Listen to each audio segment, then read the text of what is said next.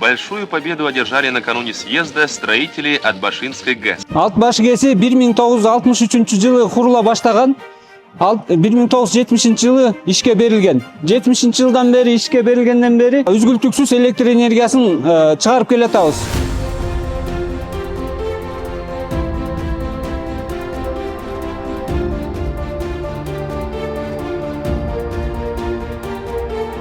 Бул Атбаш ГЭСи основной Атбаш районунун, Актала районунун, анан частично Нарын районуна берет.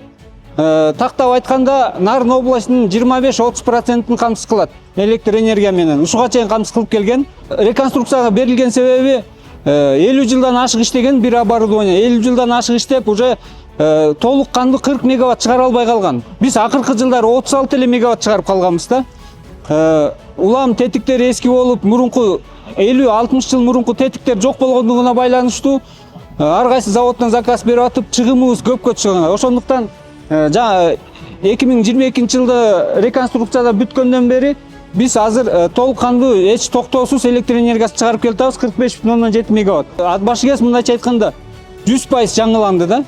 Ошондуктан азыр биз эч кандай өзгөлтүксүз жок чыгарабыз. Мурун биз жылына 150-155 миллион киловатт саат электр энергиясын чыгарсак бир жылда.